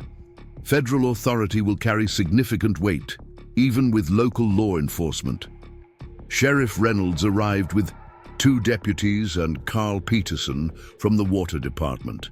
His expression showed clear discomfort with the situation as he took in the assembled group, particularly the official Smithsonian identification badges worn by Winters and Chen. "Tom," the sheriff began, holding up a document, "I have an emergency order here requiring immediate inspection and securing of your well site due to potential contamination concerns." Dr. Winters stepped forward. "Sheriff Reynolds, I'm Dr. James Winters, Senior Curator from the Smithsonian Institution's Division of Military History. We're currently conducting a federally authorized assessment of significant historical artifacts discovered on this property. I believe that establishes concurrent jurisdiction requiring coordination between local and federal authorities." The sheriff hesitated, clearly unprepared for federal involvement. "I'm just following the court order, sir." Hargrove intervened. "Bill, we've already filed for a federal injunction that would supersede Judge Atkins' order. Perhaps the most reasonable approach would be to maintain the status quo until jurisdictional questions are resolved. No one is suggesting the well site should be disturbed by any party in the meantime." The sheriff looked relieved at this potential compromise, but Carl Peterson stepped forward aggressively. "The order is clear, Sheriff. We need to secure that." Well, immediately. County regulations take precedence on water safety matters. Actually, Dr. Chen interjected, the National Historic Preservation Act establishes clear federal authority when historically significant artifacts dating to military conflicts are involved. We've already confirmed this site contains materials directly related to Civil War military operations. The standoff continued for several tense minutes, with Peterson becoming increasingly agitated while the sheriff looked increasingly uncomfortable. Finally, Reynolds made a decision. "Here's what we're going to do," he announced. "My deputies and I will establish a perimeter around the well site. No one approaches it without both county and federal representatives present. That preserves both the court order and respects the federal interest until higher authorities resolve the jurisdictional question." Peterson started to protest, but the sheriff cut him off with uncharacteristic firmness. "That's my decision as the chief law enforcement officer present. Unless you have a specific statute giving the Water Department authority over the sheriff's office, we're proceeding as I've outlined." It was a temporary solution, but one that provided crucial breathing room. As the deputies established their perimeter, keeping both the county water officials and the Smithsonian team at an equal distance from the well, Bill Hargrove received a call from the federal court. "Judge Watkins has granted our emergency hearing," he reported after a brief conversation. "She's reviewing our injunction request right now. We should have a ruling within the hour." Emily moved closer to Tom as they watched the deputies string yellow caution tape around the well area. "This won't stop the Blackwoods," she said quietly. "They'll just change tactics again." "I know," Tom agreed, "but every hour we gain allows more documentation to be secured and more witnesses to be involved. Their window for suppressing this discovery is closing." Unknown to them, Harrison Blackwood was already implementing his contingency plan. In his office, he concluded a call with the increasingly frustrated Carl Peterson. "This has gone beyond legal maneuvering," Harrison Blackwood said, his voice sharp with frustration as he addressed James Reeves. "Sheriff Reynolds has effectively sidelined Peterson and given those federal representatives time to establish their jurisdiction. We need to move to direct intervention." "I have a team ready," Reeves confirmed, his military background evident in his precise demeanor. 6 men, all former private security with experience in artifact recovery. They can access the site tonight, secure the contents of the chamber, and be gone before dawn. "What about the sheriff's deputies?" "They're setting a perimeter, but not staying overnight. County budget doesn't allow for extended surveillance details. They'll establish a chain and post warning signs, nothing more." Blackwood nodded, momentarily silent as he considered the significant escalation this represented.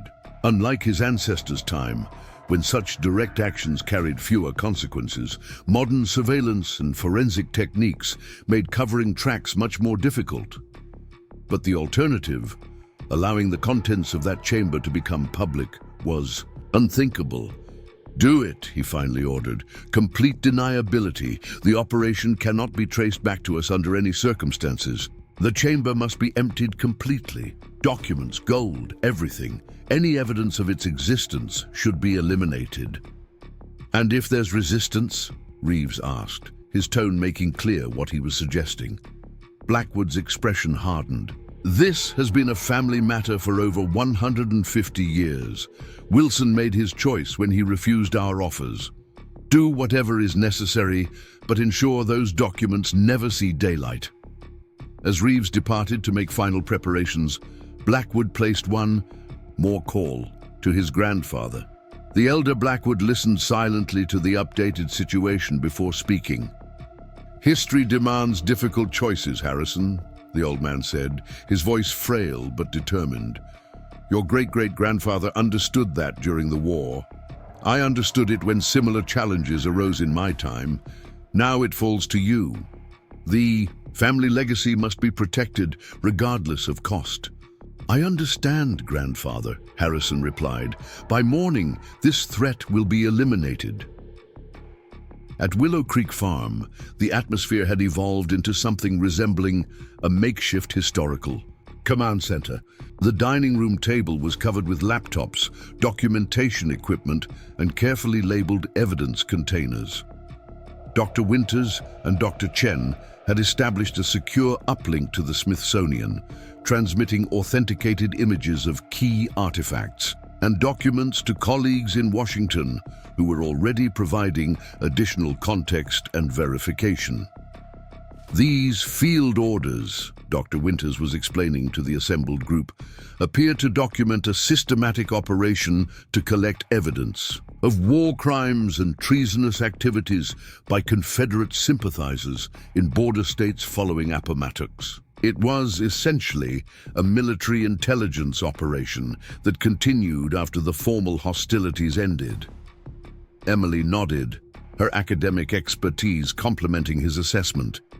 The federal government was walking a delicate line, seeking reconciliation with the defeated South, while also needing to identify those who might continue resistance through sabotage or guerrilla activities. Frank Simmons, the local historian, was examining copies of journal entries that specifically mentioned the Blackwood family.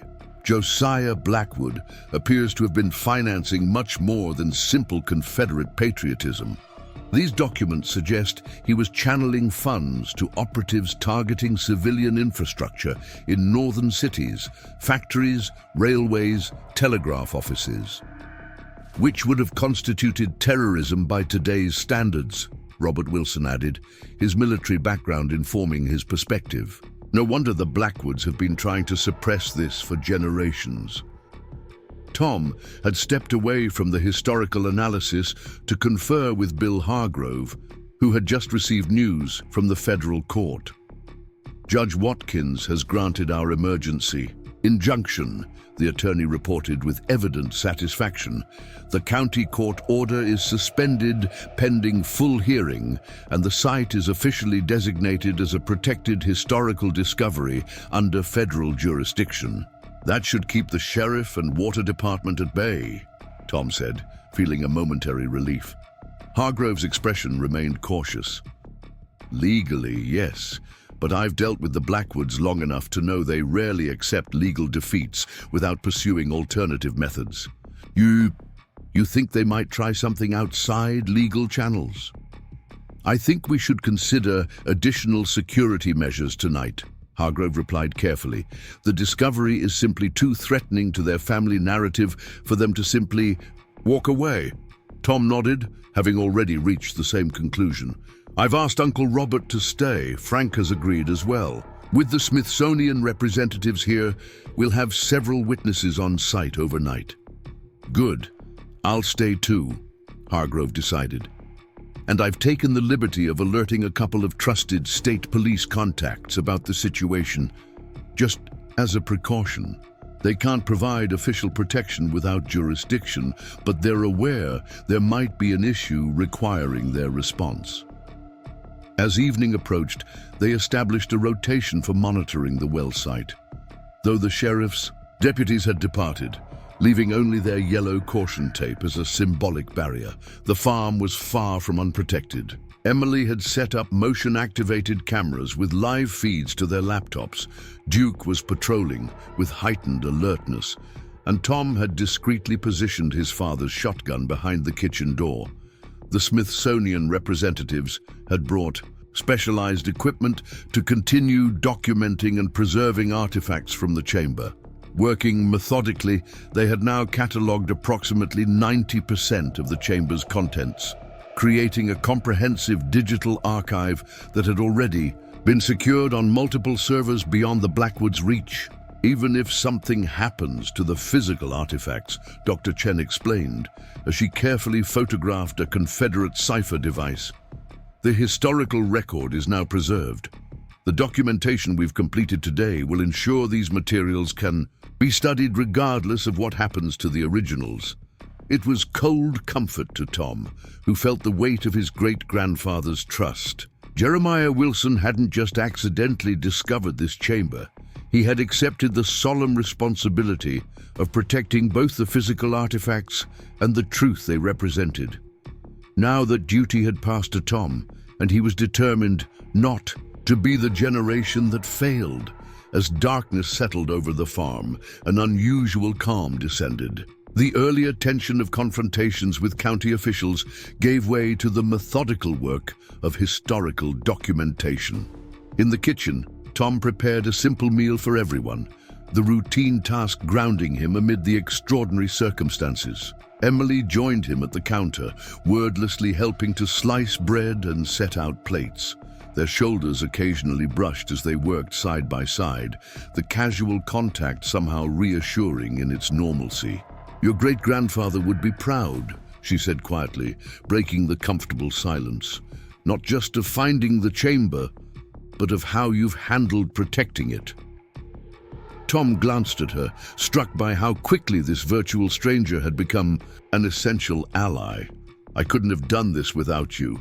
They would have bulldozed right over me if I tried to handle this alone." She smiled, the expression warming her typically academic demeanor. That's how history works best. Not individuals working in isolation, but communities preserving shared truths together. "Is that Dr. Parker, the historian, speaking, or Emily the person?" he asked, returning her smile. "Both, I think." She assembled a sandwich with methodical care. "I've spent my career studying how historical narratives are shaped, both the preservation of inconvenient truths and their suppression. But this is the first time I've been directly involved in such a pivotal moment of revelation." Their conversation was interrupted by Dr. Winters calling from the dining room. "Dr. Parker, Mr. Wilson, you should see this." They joined the others gathered around a laptop, where Dr. Winters had enlarged an image of what appeared to be a personal letter found among the military documents. "This appears to be correspondence between Lieutenant Jeremiah Wilson and his commanding officer, Colonel James Harrington," Winters explained. "It explicitly details Wilson's role in the operation and his charge to protect these materials." Tom leaned closer, seeing his great-grandfather's handwriting for the first time in this context. "I accept full responsibility for safeguarding these documents and materials until such time as the department determines they can be safely revealed. I understand the gravity of what they contain and the potential consequences should they fall into the wrong hands. The chamber construction is complete, disguised within our well and known only to myself and Captain Hollister. I will defend this trust with my life if necessary, as would any soldier still loyal to the Union and the truth it represents." Emily placed her hand on Tom's arm, recognizing the emotional impact of this direct connection to his ancestor. He wasn't just following orders. He believed in the importance of preserving the truth, even when it was dangerous to do so. "And now that responsibility has passed to me," Tom said softly. As the evening progressed, they established a watch rotation, with pairs of observers taking 2-hour shifts monitoring both the well site and the farm's perimeter. The first hints of trouble came shortly after midnight, when one of the motion activated. Cameras briefly went dark before resuming its feed.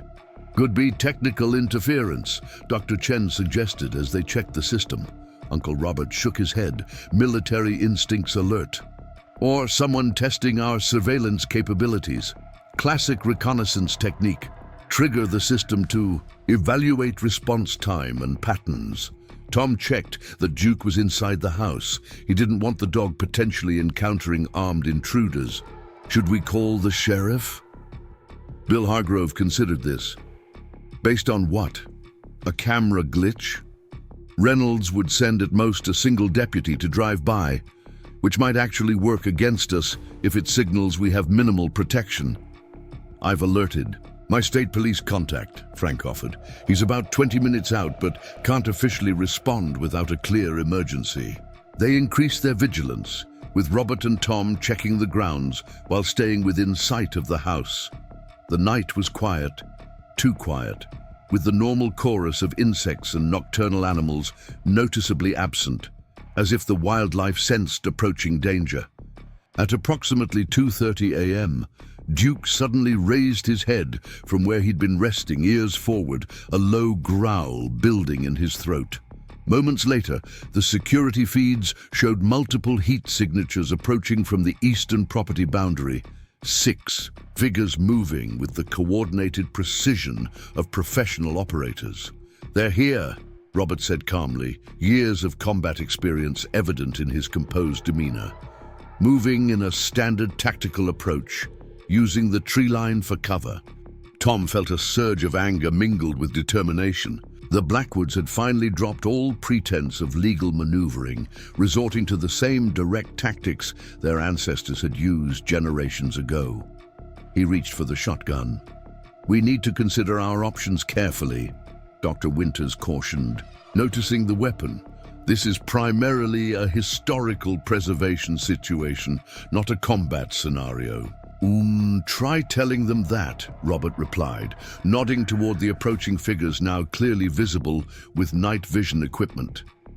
Emily had already begun transmitting the security feed to both the Smithsonian servers and her university colleagues, creating real-time documentation of the unfolding events. Whatever happens, there will be irrefutable evidence of this attempt to suppress historical artifacts. Bill Hargrove was on the phone, his voice urgent but controlled, as he updated his state police contact. "We have armed intruders on the B. Wilson property, approaching the protected historical site. This qualifies as a federal crime under the Archaeological Resources Protection Act."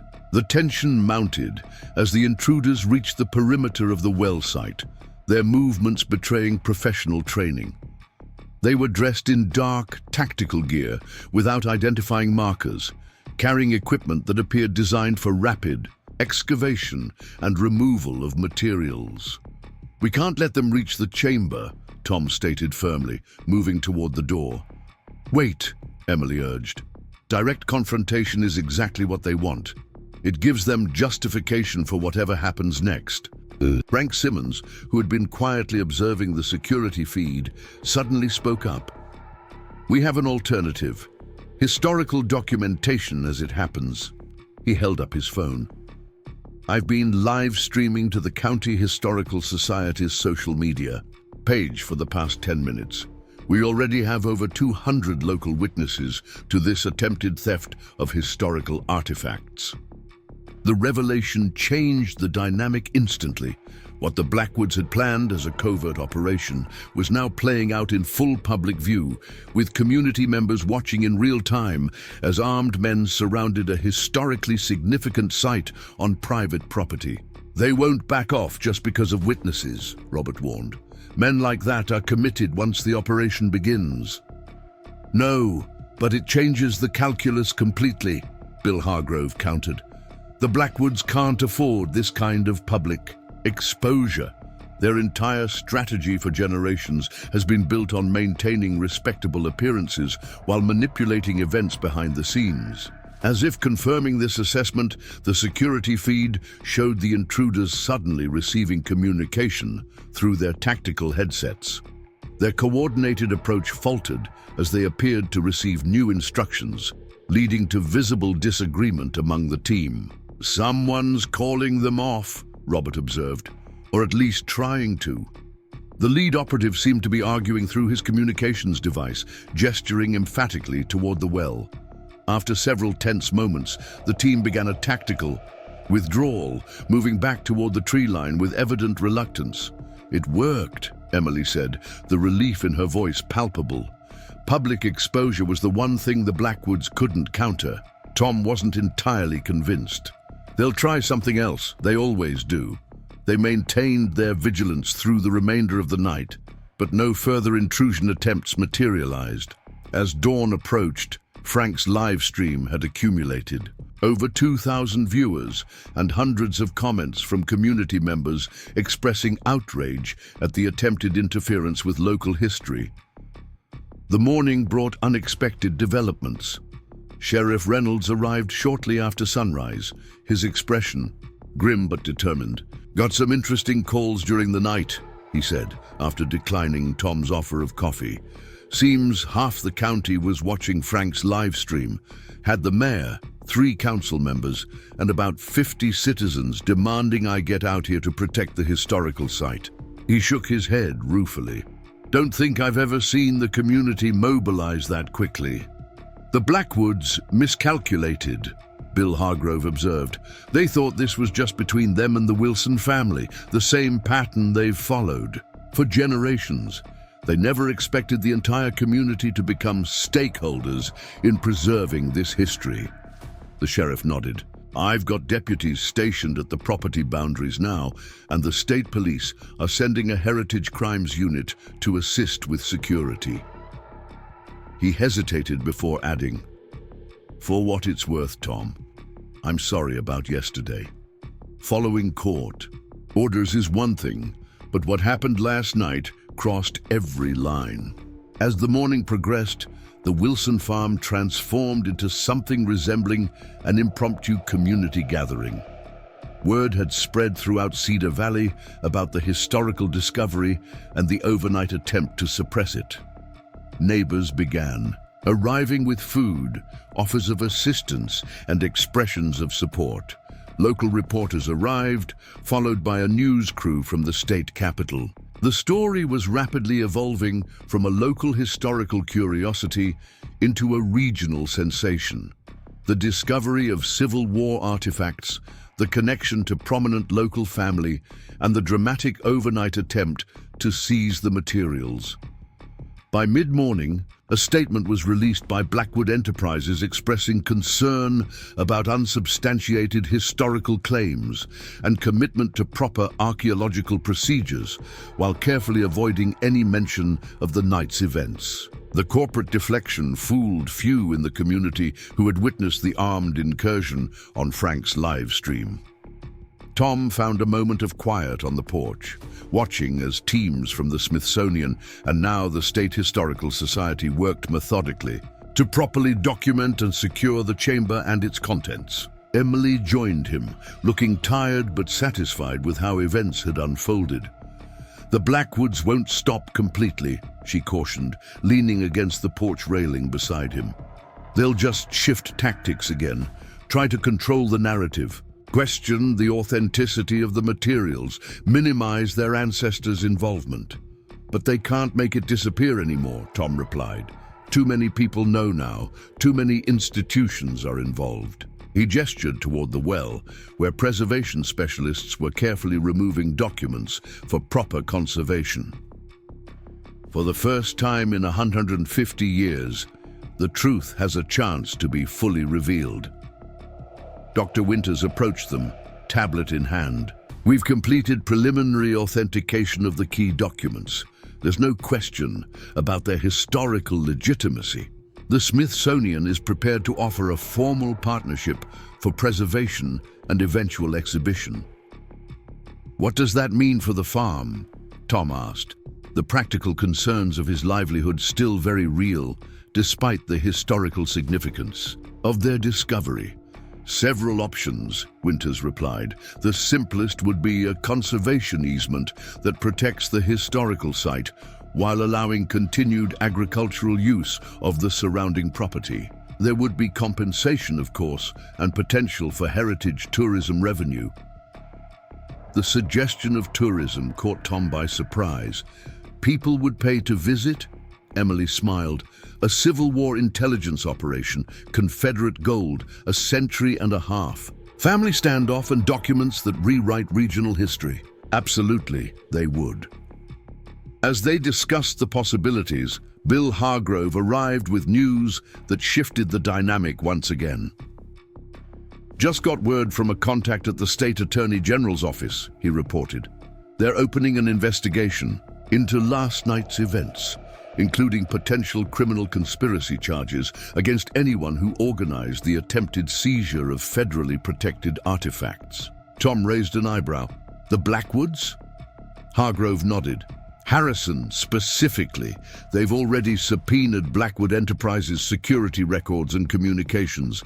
Apparently, one of the operatives was picked up by state police during their withdrawal and decided cooperation was preferable to taking the fall alone. The implications were significant. For generations, the Blackwoods had operated with practical immunity within Cedar Valley, their influence ensuring that consequences rarely reached the family directly. This represented a fundamental shift in the power dynamic that had shaped the region for over a century. By afternoon, another unexpected visitor arrived. Walter Blackwood, Harrison's grandfather, accompanied only by his personal nurse rather than the usual entourage of family representatives. Despite his age and physical frailty, the elder Blackwood carried himself with the dignity of someone accustomed to commanding respect. Tom met him at the driveway, maintaining a cautious distance but acknowledging the significant gesture represented by the patriarch's personal appearance. "Mr. Wilson," the old man greeted him, his voice thin but steady. "I believe it's time we had a direct conversation, as our ancestors should have done generations ago." Tom studied him for a moment before responding. "That would depend on whether you're here to continue your family's suppression efforts or to finally acknowledge the truth." A ghost of a smile crossed the elder Blackwood's face. "At 93, I've discovered that truth becomes more valuable than pride or reputation. May we speak privately?" Tom led him to the porch, where rocking chairs offered comfortable seating for the elderly visitor. Duke watched cautiously from nearby, sensing the significance of this encounter between representatives of long-opposed families. "What happened last night was not my directive," Walter Blackwood began, once they were seated. "Harrison's approach reflects a younger man's impulse to control situations through direct action. In my experience, such methods inevitably create more problems than they solve. Yet, your family has been trying to acquire this land and suppress what's beneath it for over 150 years, Tom countered. "Different tactics, same objective." The old man nodded slowly. "History is rarely simple, Mr. Wilson. What began as concealing my great-grandfather's questionable wartime activities evolved over generations into protecting the family's reputation and economic interests. Each generation convinced itself its actions were justified by necessity. And now?" Walter Blackwood gazed toward the well site, where the careful work of historical documentation continued. "Now the truth will emerge regardless of our preferences. The question becomes how we respond to that inevitability." He turned back to Tom, his eyes sharp despite his physical frailty. "I'm prepared to offer a different kind of resolution. Not the acquisition of your land, but a partnership in preserving and presenting this history, including the Blackwood family's role in it." Tom regarded him skeptically. "Why would you suddenly embrace exposing what your family has worked so hard to conceal?" "Because suppression has failed," the old man replied simply. "And at my age, I've developed a preference for historical honesty over convenient mythology. The Civil War wasn't the simplistic morality tale either side likes to portray. It was complex, with difficult choices made by imperfect people in extraordinary circumstances." He leaned forward slightly. Josiah Blackwood was indeed a Confederate sympathizer who engaged in activities modern sensibilities would rightfully condemn. He also built industries that employed thousands and philanthropic institutions that still serve this community. History should reflect both realities. Tom considered this unexpected philosophical turn. "What exactly are you proposing?" "A joint historical initiative. The Blackwood Foundation would provide funding for proper preservation and exhibition of these materials, including honest interpretation of our family's historical role. Your family would maintain ownership of the land and artifacts with appropriate compensation for public access to the historical site." "And Harrison would accept this approach?" Tom asked doubtfully. Walter Blackwood's expression hardened momentarily. "Harrison will follow my direction in this matter. I remain the majority shareholder in all Blackwood enterprises and the trustee of our family foundation. He has his ambitions, but I control the resources required to realize them." The conversation continued for nearly an hour, evolving from historical reconciliation to practical considerations of how such a partnership might function. By its conclusion, the outlines of a potential resolution had emerged, one that would preserve historical truth while acknowledging the complex legacy of both families. As Walter Blackwood prepared to depart, he paused, looking back at the farmhouse that had stood sentinel over the hidden chamber for so many generations. "Your great-grandfather and mine were both stubborn men, convinced of their righteousness," he observed. "Perhaps they could have found common ground if circumstances had been different. Or perhaps some principles truly are worth defending without compromise," Tom suggested. "Jeremiah believed the truth deserved protection, even when revealing it would have been easier." The old man nodded thoughtfully. "A perspective worth considering. Good day, Mr. Wilson." As the Blackwood vehicle departed, Emily joined Tom on the porch, having deliberately kept her distance during the conversation. "Historical reconciliation?" she asked, noting his contemplative expression. "Something like that," Tom replied, "though I'm not entirely convinced it's genuine, rather than a new strategy for damage control." "It can be both," she pointed out. "The most effective historical reckonings often occur when moral imperatives align with practical necessities. The Blackwoods can't suppress this anymore, so embracing and shaping the narrative becomes their best option." Tom nodded, appreciating her perspective, that balanced academic insight with practical understanding. Either way, the chamber's contents will finally serve their purpose, revealing historical truth, however complicated or uncomfortable. They stood together in comfortable silence, watching as the methodical work of documentation continued around the well. The drought that had threatened to end the Wilson family's agricultural legacy had instead revealed a different kind of inheritance, the responsibility for historical truth that Jeremiah Wilson had accepted in 1865 and that now would shape the future of both the farm and the community surrounding it. 3 years later, Willow Creek Farm had transformed in ways neither Tom nor his ancestors could have imagined. The drought had eventually broken, returning the fields to productivity, but agriculture was no longer the property's sole purpose. The Wilson Blackwood Historical Center now occupied several acres surrounding the original well, welcoming thousands of visitors annually to explore the remarkable Civil War discovery and its implications for understanding the complex history of the region.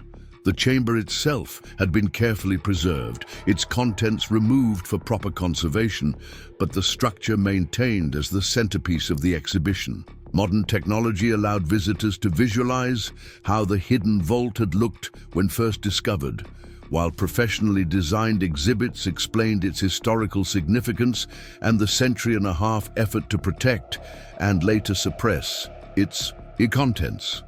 Most surprising to Tom had been the economic revitalization the center brought to Cedar Valley. Heritage tourism created jobs, filled local restaurants and hotels, and generated tax revenue that supported community development. The farm itself thrived, with Tom implementing sustainable agricultural practices that both honored the land's traditional use and embraced modern innovations. The Blackwood family had indeed followed through on Walter's proposed partnership, though not without internal struggle. Harrison had initially resisted the transparent approach to family history, but the combination of potential criminal charges, public pressure, and his grandfather's financial leverage eventually secured his cooperation. Walter Blackwood had lived just long enough to see the center's opening, attending the ribbon-cutting ceremony alongside Tom in what many locals considered a symbolic reconciliation of the community's oldest conflict. Perhaps most significant, for Tom personally, was his evolving relationship with Emily Parker. What had begun as professional consultation during a crisis had developed into friendship and eventually partnership. Emily now divided her time between her university position and serving as the Historical Center's academic director, bringing scholarly rigor to the interpretation of its collections. Standing together on the porch where generations of Wilsons had weathered challenges and celebrated harvests, they watched visitors explore the grounds of the Historical Center. Children followed an educational scavenger hunt, while adults examined detailed exhibitions on Civil War intelligence operations and the economic transformation of former Confederate sympathizers during Reconstruction.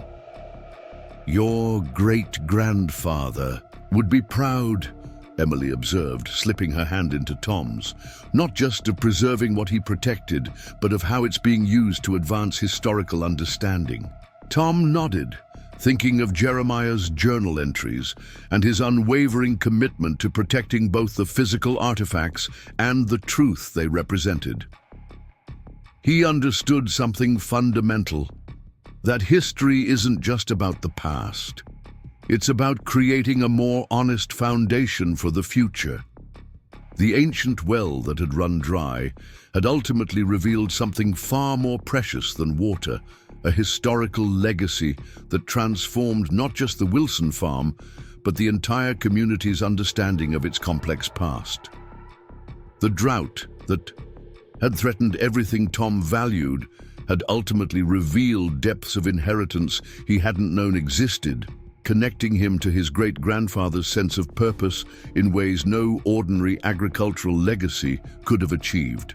As new visitors arrived, eager to explore the remarkable story of a farmer's discovery during drought, Tom recognized that some treasures remain hidden until circumstances force us to dig deeper, not just into the earth, but into the complicated truths that shape our communities and our understanding of who we truly are. Up next, you've got two more standout stories right on your screen. If this one hit the mark, you won't want to pass these up. Just click and check them out.